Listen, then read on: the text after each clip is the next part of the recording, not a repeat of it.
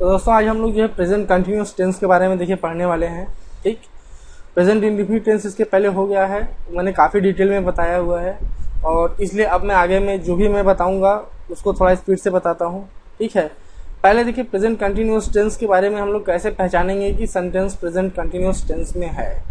तो सबसे पहले प्रेजेंट कंटिन्यूअस टेंस में है ये जानने के लिए हमें क्या करना पड़ेगा कि हम वाक्य के अंत में देखेंगे कि क्या वाक्य के अंत में ये सारी चीज़ें आ रही हैं, जैसे रहा है, रही है, रहे हैं, रहा हूँ, रही हूँ, है ना। इस तरह से अगर आ रहा हो वाक्य के अंत में और साथ ही साथ अगर सेंटेंस को पढ़ने से हमें लगे कि वो काम अभी भी क्या है, जारी है, अभी भी कार्य चल रहा है, तो वैसे सेंटेंस को हम लोग देख के बोलेंगे कि ये जो सेंटेंस है वो प्रेजेंट कंटिन्यूअस टेंस में भी है। और प्रेजेंट कंटिन्यूअस टेंस को हम लोग प्रेजेंट इम्परफेक्ट टेंस भी कहते हैं। तो आइए हम लोग एक एग्जांपल देखते हैं प्रेजेंट कंटिन्यूअस टेंस का।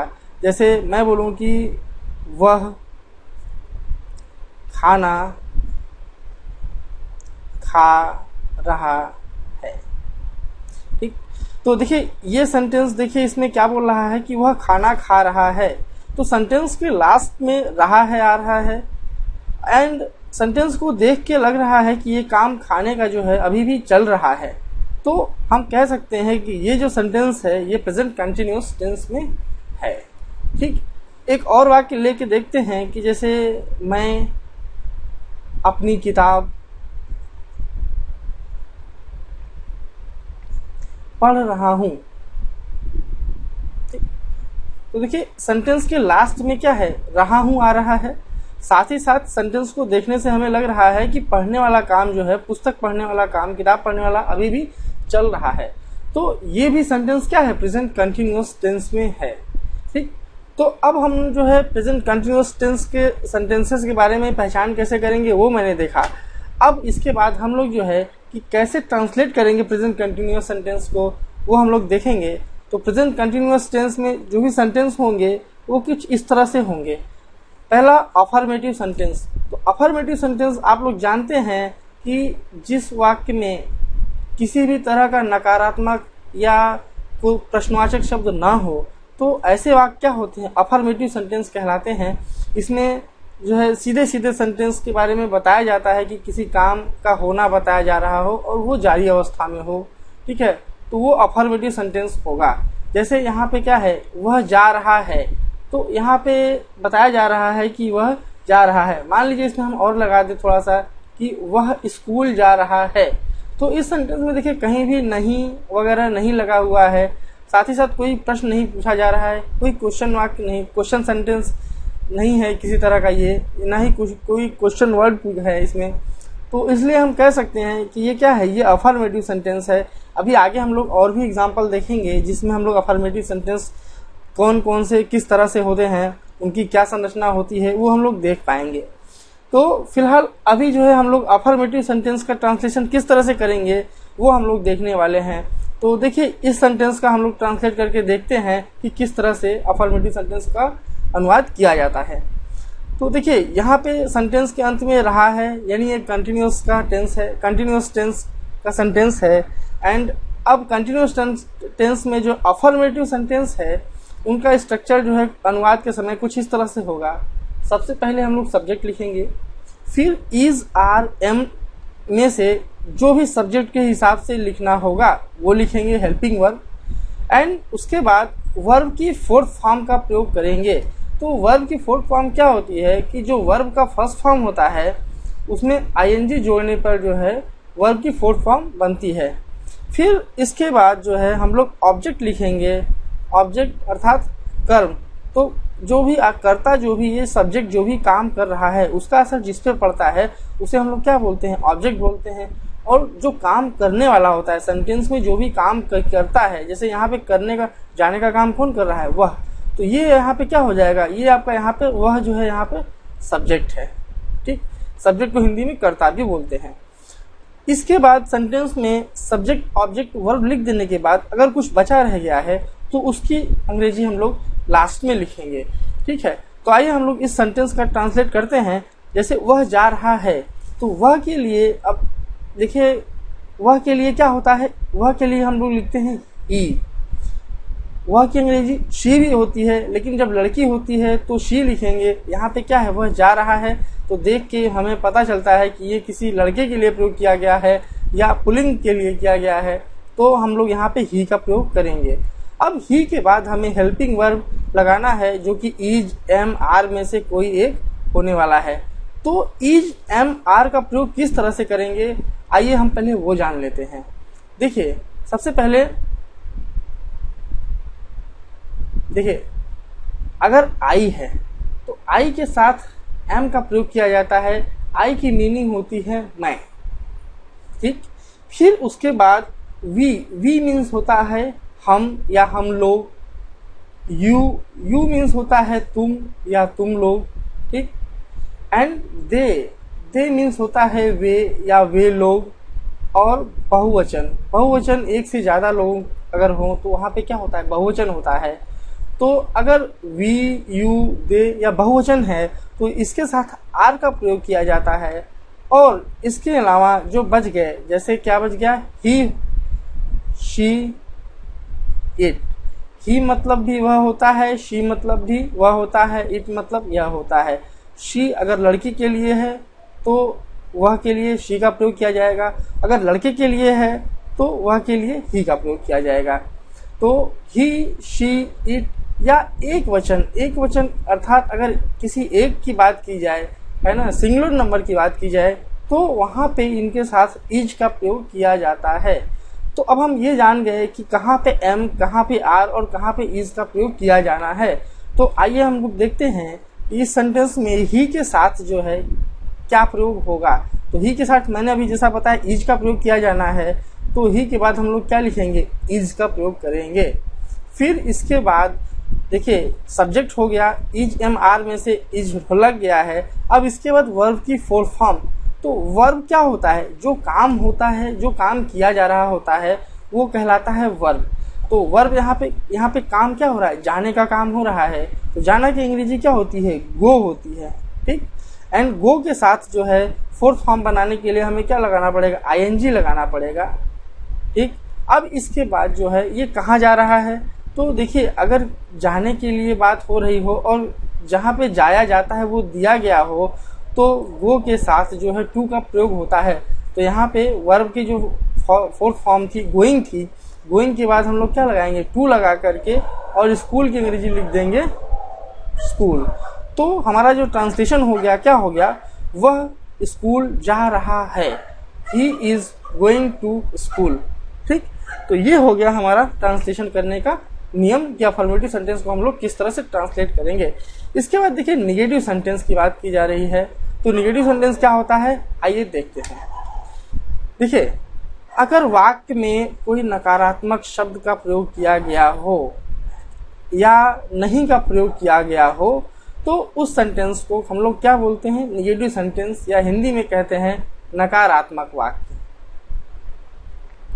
अब यहाँ पे देखिए एक सेंटेंस है कि वह नहीं जा रहा है, या मैं किताब नहीं पढ़ रहा हूं, ठीक, मैं किताब नहीं पढ़ रहा हूं। तो देखिए, इसमें यहाँ पे नहीं आया है वाक्य में, साथ ही साथ रहा हूं है। तो मैंने बताया है कि रहा है, रही है, रहूं, रहा हूं, अगर ये सब आए प्लस कार्य का जारी होना प्रतीत हो, तो वो सेंटेंस कंटिन्यूअस में होता है। और यहाँ पे नहीं का प्रयोग किया गया है, अर्थात ये नेगेटिव सेंटेंस है। तो देखिए, नेगेटिव सेंटेंस का भी जो है ट्रांसलेशन ठीक उसी तरह से किया जाएगा जिस तरह से हम लोगों ने अफर्मेटिव सेंटेंस का ट्रांसलेशन किया था, किंतु इसमें हमें सहायक क्रिया इज, एम, आर के बाद, इज, आर, एम, इन सब के ठीक बाद जो है हम लोग नॉट का प्रयोग करेंगे। बाकी सारे नियम उसी तरह से, बस केवल इसमें जो है इज, एम, आर के बाद नॉट का प्रयोग कर दिया जाएगा। जैसे सेंटेंस है, मैं किताब नहीं पढ़ रहा हूं। तो देखिए, सबसे पहले हम लोग लिखेंगे सब्जेक्ट। तो सब्जेक्ट यहाँ पे क्या है, काम करने वाला कौन है, मैं। तो मैं की अंग्रेजी क्या होती है, आई। फिर उसके बाद सब्जेक्ट के बाद इज, आर, एम का प्रयोग किया जाना है, इज, आर, एम। तो आई के साथ मैंने अभी बताया आपको कि आई के साथ एम का प्रयोग करते हैं, तो आई, एम हो जाएगा। फिर एम के बाद अब क्या करना है हमें, क्योंकि सेंटेंस में नहीं है तो नहीं के लिए हम लोग नॉट का प्रयोग करेंगे, तो आई एम नॉट। अब आई वर्ब की बारी, तो यहाँ पे वर्ब हमारा क्या है, पढ़ रहा हूँ, पढ़ना। पढ़ने की अंग्रेजी क्या होती है, रीड होती है, READ। प्लस इसके साथ हम लोग क्या करेंगे, वर्ब की फोर्थ फॉर्म का प्रयोग करेंगे, तो रीड में ING लगा करके हम लोग फोर्थ फॉर्म बना देंगे। तो ये आपका हो गया आई एम नॉट रीडिंग। अब इसके बाद वर्ब के बाद हम लोग देखेंगे क्या कोई ऑब्जेक्ट भी है, तो देखिए यहाँ पे मैं हो गया, नहीं, पढ़ रहा हूँ, सब हो गया। ये क्या बच रहा है आपका, किताब।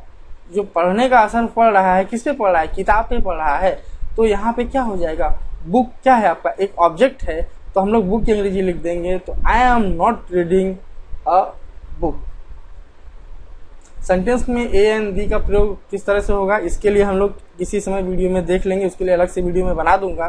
फिलहाल अभी ये जानिए कि अगर जो है मैं किताब नहीं पढ़ रहा हूँ, इसका ट्रांसलेट हम लोग करेंगे I am not reading a book या नॉट रीडिंग। यहाँ पे बुक के साथ ए या दी का प्रयोग किया जा सकता है। ठीक, ये इसके पहले देखिए एक और सेंटेंस था यहाँ पे कि वह नहीं जा रहा है, या इसको हम लोग थोड़ा सा और अच्छा कर लेते हैं कि वह स्कूल नहीं जा रहा है। तो इसका भी ट्रांसलेट करना होगा, तो वही तरीका, वह के लिए ही का प्रयोग, ही के साथ इज लगता है, चूंकि वाक्य में नहीं का भी प्रयोग किया गया है तो नॉट लग जाएगा। एंड जाने के लिए गो का प्रयोग होता है, गो की फोर्थ फॉर्म ING लगा के बना देंगे, गोइंग। और गोइंग के बाद हमने क्या बताया है कि जहाँ पे जा रहा है, स्कूल जा रहा है, तो इसके लिए टू लगाने के बाद जहाँ पे जाया जा रहा हो उसकी अंग्रेजी लिख देंगे, तो he is not going to school, वह स्कूल नहीं जा रहा है। तो ये था हमारा निगेटिव सेंटेंस। इसके बाद बात करते हैं हम लोग कि प्रेजेंट कंटिन्यूअस टेंस में अगर इंट्रोगेटिव या WH क्वेश्चन टाइप सेंटेंसेस है, तो उसका ट्रांसलेशन हम लोग किस तरह से करेंगे। तो देखिए इंट्रोगेटिव का जो मतलब होता है, क्या होता है, प्रश्नवाचक। इंट्रोगेटिव मीन्स प्रश्नवाचक। तो जैसा कि आपको देख के पता चल रहा है कि प्रश्नवाचक का मतलब जो हम लोग वाक्य लिखने वाले हैं या जो भी वाक्य होगा उसमें कोई न कोई प्रश्न पूछा गया होगा। तो प्रश्न भी देखिए दो तरह से हो सकते हैं। जैसे मैं एक पहला लिखता हूं, मैं लिखूं कि क्या वह स्कूल जा रहा है,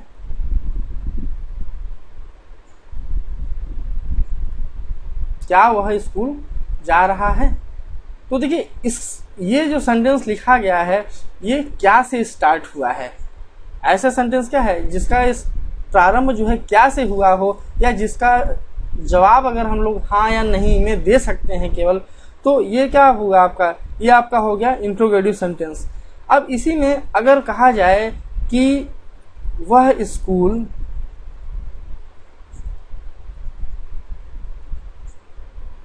क्यों नहीं जा रहा है,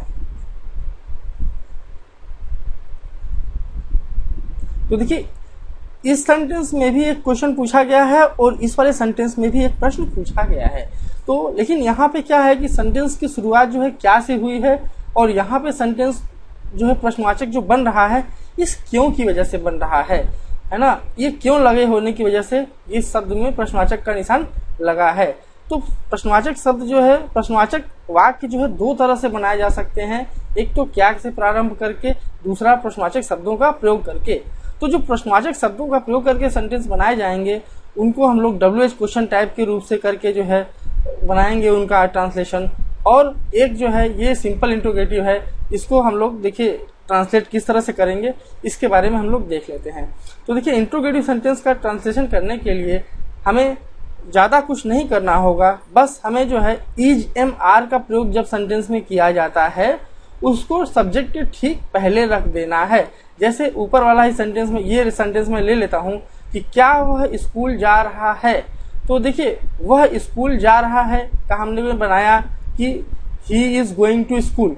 जैसे ये देखिए वह स्कूल नहीं जा रहा है, he is not going to school, हमने ये ट्रांसलेट किया। अब अगर हमसे यही पूछ ले कि क्या वह स्कूल जा रहा है, तो इसके लिए क्या करेंगे कि जो सेंटेंस में इज RM लगने वाला है, यहाँ पे सब्जेक्ट क्या है, ही है। ठीक, तो पहले ही लिखा, और लेकिन चूंकि ही के साथ इज का प्रयोग किया जाता है और सेंटेंस क्या से स्टार्ट है, इसलिए इज के पहले हम लोग इज का जो है ही के पहले हम लोग इज का प्रयोग कर देंगे। तो जो इज हम लोग ही के बाद लिखने वाले थे, सब्जेक्ट के बाद लिखने वाले थे, प्रश्नवाचक बनाने के लिए, इंट्रोगेटिव बनाने के लिए उसको हम लोग पहले कर देंगे। तो यहाँ पे सेंटेंस आपका स्टार्ट होगा इज ही। अब सेंटेंस में देखिए नहीं कहीं पे नहीं है, तो उसके बाद हम लोग क्या करने वाले हैं कि सब्जेक्ट प्लस, क्योंकि इज आर एम का प्रयोग हम लोग पहले ही कर चुके हैं, तब हम लोग वर्ब के फोर्थ फॉर्म का प्रयोग करेंगे। तो फोर्थ फॉर्म यहाँ पे क्या होगा, गो। गो का फोर्थ फॉर्म गोइंग। फिर गोइंग के बाद टू का प्रयोग किया जाता है, क्योंकि यहाँ पे दिया हुआ है कि स्कूल जा रहा है, इसलिए गोइंग टू स्कूल होगा। तो ये हो गया हमारा ट्रांसलेशन कि क्या वह स्कूल जा रहा है, is he going to school, ये हो गया। मान लीजिए अगर इसी सेंटेंस में हमसे ये बोल दे कि क्या वह स्कूल, और यहाँ पे बोल दे कि इसमें सेंटेंस में नहीं भी है, क्या वह स्कूल नहीं जा रहा है, तो अब इसके लिए हमें क्या करना पड़ेगा कि चूंकि वाक्य में नहीं भी आ गया, तो जैसा कि हम लोग इसके पहले करते आए हैं, इज के बाद नॉट लगाते थे, है ना, और वर्ब के ठीक पहले जो है नॉट लगाते थे। यहाँ पे भी हमें वही करना है, क्योंकि इज यहाँ पे आना था, इज पहले आ चुका है, तो सब्जेक्ट के ठीक बाद हम लोग क्या कर देंगे, नॉट का प्रयोग कर देंगे। तो क्या हो जाएगा, is he not going to school. तो ये हो गया हमारा ट्रांसलेशन कि क्या वह स्कूल नहीं जा रहा है। अब देखिए ये एक दूसरा सेंटेंस है कि जिसमें जो है ये भी इंट्रोगेटिव सेंटेंस है, लेकिन इसमें क्या है कि एक क्वेश्चन वर्ड है, वो क्या है, क्यों, है ना। जिस शब्द के प्रयोग से जो है वाक्य जो है प्रश्नवाचक बन रहा है, ठीक है, तो ये यहाँ पे क्या है, क्यों है, क्यों की वजह से ये जो है सेंटेंस जो है प्रश्नवाचक बन रहा है। तो इसको क्या बोलेंगे हम लोग, क्वेश्चन वर्ड बोलेंगे। और क्वेश्चन वाई की, अब क्वेश्चन वर्ड इस क्यों की अंग्रेजी क्या होती है, वाई होती है। तो देखिए इस तरह के सेंटेंसेस जिसमें कि कोई प्रश्नवाचक शब्द आया हो, कोई क्वेश्चन वर्ड आया हो, उसका ट्रांसलेशन हम लोग किस तरह से करेंगे, आइए वो देखते हैं। तो देखिए उसके लिए सबसे पहले हमें क्या करना होगा कि जो भी प्रश्नवाचक शब्द है, जैसे यहाँ पे क्या है प्रश्नवाचक शब्द कि वह स्कूल क्यों नहीं जा रहा है, तो यहाँ पे प्रश्नवाचक शब्द क्यों है, तो क्यों की अंग्रेजी सबसे पहले हम लोग लिखेंगे, यानी वाई सबसे पहले लिखेंगे। इसके बाद वाई के बाद हम लोग चूंकि इंट्रोगेटिव बनाने के लिए इज आर एम जो हेल्पिंग वर्ब होता है उसको पहले लिखते हैं सब्जेक्ट के, तो इसमें भी ये इंट्रोगेटिव सेंटेंस है, इसलिए इसमें भी जो है वाई के ठीक बाद और सब्जेक्ट से ठीक पहले जो भी हेल्पिंग वर्ब प्रयोग किया जाने वाला है उसको लिखेंगे। तो यहाँ पे वह के साथ जो है इज का प्रयोग किया जाना है, इसलिए यहाँ पे वाई इज लिखेंगे। और इसके बाद ठीक बाद सब्जेक्ट का प्रयोग किया जाएगा, तो यहाँ पे सब्जेक्ट क्या हो गया, वह मीन्स ही। इसके बाद सेंटेंस में देखिए नॉट भी है, तो नॉट जो है अगर सेंटेंस में है तो हम लोग सब्जेक्ट के ठीक बाद जो है नॉट का प्रयोग करते हैं इंट्रोगेटिव सेंटेंस में, जैसा अभी हम लोगों ने ऊपर किया। तो यहाँ पे नॉट लिख देंगे। अब इसके बाद वर्ब की फोर्थ फॉर्म का प्रयोग करेंगे, तो यहाँ पे वर्ब क्या है, जा रहा हूँ, जा रहा है। तो जाने की अंग्रेजी क्या होती है, गो होती है, तो गो में आईएनजी लगा करके फोर्थ फॉर्म बना देंगे, तो ये आपका हो गया गोइंग। और कहाँ जाने की बात हो रही है, स्कूल की बात हो रही है, तो इसलिए यहाँ पे गोइंग के बाद टू का प्रयोग करके और स्कूल लिख देंगे। तो ये हमारा हो गया पूरा translation. Why is he not going to school, वह स्कूल क्यों नहीं जा रहा है, ठीक। अब इसके बाद आइए हम लोग जो है कुछ सेंटेंसेस देखते हैं जिससे हमें जो है और भी समझ में आ जाएगा। जैसे देखिए फटाफट करने की कोशिश करते हैं। देखिए पहले तो ये पहचानते हैं कि ये रहा हूं है, अर्थात सेंटेंस जो है कंटिन्यूअस टेंस है, प्रेजेंट कंटिन्यूअस टेंस है। और दूसरी चीज इसमें काम जारी भी है, देखिए मैं पुस्तक पढ़ रहा हूँ, ठीक। तो अब फटाफट ट्रांसलेशन करने के लिए सबसे पहले हम लोग क्या ढूंढेंगे, सब्जेक्ट ढूंढेंगे। तो सब्जेक्ट यहाँ पे हो गया मैं की अंग्रेजी हो जाएगी आई। फिर उसके बाद इज आर एम का प्रयोग होना है, तो आई के साथ एम का प्रयोग होगा, आई एम। फिर वर्ब जो है वर्ब की फोर्थ फॉर्म का प्रयोग करेंगे, तो यहाँ पे वर्ब क्या है, पढ़ना। पढ़ने के लिए क्या होता है, रीड होता है, एंड रीड की फोर्थ फॉर्म क्या होती है, रीडिंग। फिर जैसा मैंने आपको बताया ऑब्जेक्ट क्या होगा, यहाँ पे पुस्तक है, तो I am reading a book. ये हो गया हमारा ट्रांसलेशन, और ये अफर्मेटिव सेंटेंस है। इसी तरह से ये देखिए राम क्रिकेट नहीं खेल रहा है, इसमें नहीं आया है सेंटेंस में, इट मीन्स कि ये जो है प्रेजेंट कंटिन्यूअस का निगेटिव सेंटेंस है, तो इसके लिए हम लोग क्या करेंगे कि इज नॉट, आर नॉट या एम नॉट का प्रयोग होने वाला है इस सेंटेंस में। तो देखिए यहाँ पे सब्जेक्ट क्या है, राम है। राम क्या है, एक वचन है। राम एक वचन है, एक आदमी है, ठीक। तो राम के साथ जो है हेल्पिंग वर्ब क्या प्रयोग होती है, इज का प्रयोग किया जाता है। तो राम इज, और चूंकि सेंटेंस में नहीं है तो हम लोग क्या लिखेंगे, इज नॉट लिखेंगे। Ram is not. अब वर्ब लिखेंगे, तो वर्ब हो गया आपका जो है खेलना, TLAY, प्लेइंग। और बच गया क्या, क्या नहीं खेल रहा है, तो ये हो गया आपका ऑब्जेक्ट। तो क्रिकेट नहीं खेल रहा है, तो इसके बाद सबसे लास्ट में क्या कर देंगे, क्रिकेट की अंग्रेजी लिख देंगे। तो ये आपका पूरा हो गया सेंटेंस कि Ram is not playing cricket. देखिए नेक्स्ट सेंटेंस है कि वह दूध क्यों नहीं पी रही है। यहाँ पे देखिए रही है आ रहा है, इट मीन्स कि ये लड़की है, ठीक, क्योंकि रही है इसलिए लड़की है। और सब्जेक्ट यहाँ पे क्या है, वह। तो लड़की के लिए, वह के लिए शी का प्रयोग किया जाता है, तो यहाँ हो जाएगा शी। लेकिन यहाँ पे क्या है, क्यों का प्रयोग किया गया है। तो देखिए क्यों का प्रयोग किया गया है, और यहाँ पे क्या है, क्वेश्चन मार्क भी है। इट मीन्स कि ये इंट्रोगेटिव सेंटेंस है, एंड इंट्रोगेटिव सेंटेंस में भी ये WH क्वेश्चन टाइप है, क्योंकि यहाँ पे क्यों आ गया है, ये एक प्रश्नवाचक शब्द है। क्यों की अंग्रेजी होती है वाई।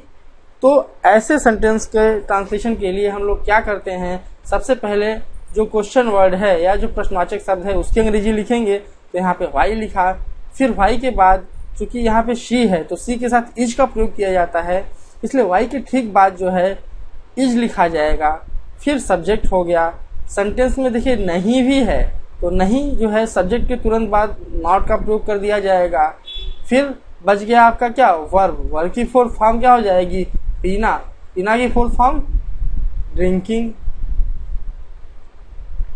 एंड ऑब्जेक्ट क्या हो गया आपका, दूध।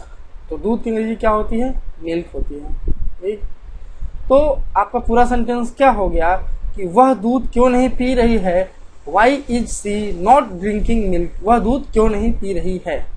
अब अगला सेंटेंस देखते हैं, बच्चे कहाँ खेल रहे हैं। तो देखिए इसमें भी एक प्रश्न पूछा जा रहा है, कहाँ, और जिसमें प्रश्नवाचक शब्द क्या हो गया, कहाँ। तो मैंने बताया है कि अगर प्रश्नवाचक शब्द से जो है प्रश्नवाचक शब्द वाला कोई अगर सेंटेंस है और जो कि प्रेजेंट कंटिन्यूअस टेंस में है, तो ऐसे वाक्यों का ट्रांसलेशन करने के लिए सबसे पहले हम लोग कहाँ की अंग्रेजी लिखेंगे। यहाँ पे क्या हो जाएगा, वेयर। अब वेयर के बाद जो है इज आर एम में से किसका प्रयोग किया जाएगा, इज आर या एम, किसका प्रयोग होगा, तो आर का प्रयोग होगा। क्यों होगा, क्योंकि यहाँ पे क्या है, बच्चे। बच्चे क्या है, एक से ज्यादा है, इट मीन्स कि बहुवचन है, और बहुवचन के लिए हम लोग आर का प्रयोग करते हैं। तो इसलिए क्या हो गया, वेयर आर। अब इसके बाद हम लोग क्या लिखेंगे, सब्जेक्ट। सब्जेक्ट आपका क्या है, चिल्ड्रेन, ठीक। इसके बाद जो है सेंटेंस में नॉट का प्रयोग नहीं है होगा, क्यों, क्योंकि सेंटेंस में नहीं, कहीं पे नहीं आ रहा है। अब बच गया आपका क्या, वर्ब। तो वर्ब की फुल फॉर्म लिखना है, तो यहाँ पे क्या लिख देंगे, प्लेइंग। खेलना का होता है प्ले, और इसके साथ ING लगा देंगे, तो ये हो जाएगा प्लेइंग। तो पूरा सेंटेंस क्या हो जाएगा, वेयर आर चिल्ड्रेन प्लेइंग। बच्चे कहाँ खेल रहे हैं। अब देखिए अगला सेंटेंस, राम बाजार क्यों नहीं जा रहा है। तो देखिए यहाँ पे ये क्या है, प्रश्नवाचक शब्द आ गया, यानी ये भी ये है इंट्रोगेटिव सेंटेंस है। तो यहाँ पे इसको जो है प्रश्नवाचक शब्द बना लीजिए, क्योंकि जब वाक्य क्या होता है, प्रश्नवाचक होता है, तो उसके बाद जो है क्वेश्चन मार्क लगना जरूरी है, ठीक। तो इसको करेक्ट कर लीजिए। अब यहाँ पे क्या है, राम बाजार क्यों नहीं जा रहा है, तो इसमें प्रश्नवाचक शब्द है क्यों, और क्यों की अंग्रेजी क्या होगी, वाई। तो वाई से सेंटेंस को स्टार्ट करेंगे, वाई के बाद इज का प्रयोग करेंगे। क्यों प्रयोग करेंगे आप लोग कमेंट कीजिए। तो वाई इज राम, फिर नॉट गोइंग टू मार्केट। उम्मीद करता हूं ये आपको समझ में आया होगा, क्योंकि इसके पहले मैंने इसके अच्छे से एक्सप्लेन किया, तो आप इसका आसानी से बता सकते हैं। देखिए लड़के शोरगुल कर रहे हैं, तो ये आपका सेंटेंस देख के क्या है, इसमें कहीं भी नहीं या कोई भी प्रश्नवाचक नहीं प्रयोग किया गया है। इट मीन्स कि ये अफर्मेटिव सेंटेंस है, एंड अफर्मेटिव सेंटेंस का ट्रांसलेशन मैं आपको बता चुका हूं। चलिए करते हैं फटाफट। लड़के, लड़के मीन्स बॉयज, एंड बॉयज बहुवचन है, बहुवचन के साथ आर का प्रयोग होगा। फिर शोरगुल करना, शोरगुल करना की अंग्रेजी होती है मेक अ नॉइज, ठीक है, मेक अ नॉइज। तो चूंकि हमें वर्ब की फोर्थ फॉर्म लिखनी है, तो वर्ब की फोर्थ फॉर्म बनाने के लिए हमें मेक के साथ क्या होगा, आईएनजी का यूज करना होगा। तो इसका क्या हो जाएगा, बॉयज आर, मेक के साथ आईएनजी का प्रयोग कर देंगे, मेकिंग अ नॉइज, ठीक। तो बच्चे शोर कर रहे हैं, इसका क्या हो जाएगा, boys are making a noise, ठीक। अगला सेंटेंस है रीमा इंतजार कर रही है। तो देखिए सब्जेक्ट क्या हो जाएगा, ये भी अफर्मेटिव सेंटेंस है, ठीक है, रही है यानी कंटिन्यूअस है। तो फटाफट कीजिए, इसका क्या हो जाएगा, रीमा, रीमा, फिर रीमा के साथ इसका प्रयोग होगा, रीमा इज, इंतजार करना, इंतजार करना का होगा वेट, वेट मीन्स होता है इंतजार करना, एंड चूंकि वर्ब की फोर्थ फॉर्म लगानी है तो रीमा इज वेटिंग, रीमा इंतजार कर रही है। वह कल आ रहा है, देखिए ये भी सेंटेंस क्या है, अफर्मेटिव सेंटेंस है। और यहाँ पे देखिए एक चीज ध्यान दीजिए, यहाँ पे कल, कल के लिए जो है हम लोग क्या प्रयोग करते हैं, यस्टरडे होता है या टुमारो होता है। क्यों होता है, देखिए यहाँ पे यस्टरडे या टुमारो में से किसका प्रयोग होगा वो देखते हैं पहले। तो यहाँ पे सेंटेंस कह रहा है वह कल आ रहा है, क्योंकि हम लोग अभी प्रेजेंट कंटिन्यूअस टेंस पढ़ रहे हैं, अर्थात वर्तमान काल के बारे में पढ़ रहे हैं। तो ये काम क्या है, बीता हुआ नहीं है, ये अभी क्या है, ये चल रहा है। तो इसलिए जो है यहाँ पे हम लोग आने वाले कल के लिए जो है टुमारो का प्रयोग करेंगे, न कि यस्टरडे का। क्योंकि अगर यस्टरडे का प्रयोग हम लोग पास्ट टेंस में करते हैं कि जो बीत चुका हो कार्य, और लेकिन इस सेंटेंस को देख के आपको मालूम चल रहा होगा कि ये काम अभी हुआ नहीं है, ये क्या है, होने वाला है या हो रहा है। तो यहाँ पे क्या होगा, कल के लिए टुमारो का प्रयोग होगा। तो क्या होगा इसका, वह कल आ रहा है, ही, अभी के साथ इज का प्रयोग होता है। आने के लिए कम का प्रयोग, तो ही इज कमिंग, एंड कल, कल के लिए क्या हो जाएगा, टुमारो, वह कल आ रहा है, ठीक, ये हो जाएगा। अब अगला सेंटेंस है मेरा भाई गाना गा रहा है। तो ये भी अफर्मेटिव सेंटेंस है, इसका भी करते हैं फटाफट। देखिए मेरा भाई की अंग्रेजी क्या हो जाएगी, माई ब्रदर, है ना, मेरा भाई, माई ब्रदर उसकी बहन, हर सिस्टर, ठीक है, या हिज सिस्टर, ठीक। तो यहाँ पे कह रहा है मेरा भाई, फिर उसके बाद क्या हो जाएगा, माई ब्रदर क्या है, एक वचन है, एक आदमी है, तो इसलिए इसके साथ इसका प्रयोग किया जाएगा। एंड गा रहा है, तो इसकी अंग्रेजी क्या होगी, सिंग मीन्स होता है गाना, और गाने के साथ क्या लगेगा, फोर्थ फॉर्म, तो क्या हो जाएगा, singing, my brother is singing, और क्या गा रहा है, गाना गा रहा है। तो गाना की अंग्रेजी क्या होती है, सॉन्ग। तो यहाँ पे क्या हो जाएगा, a song, my brother is singing a song, ठीक। तो ये हो गया हमारा ट्रांसलेशन। अब मैं उम्मीद करता हूँ कि आपको ये समझ में आया होगा, ठीक है। तो अगर आप चैनल पे नए हैं तो इसको लाइक और सब्सक्राइब कर दीजिए, और ताकि आपको जल्दी से जो है अगली वीडियो जैसे ही मैं अपलोड करूँ मिल जाए।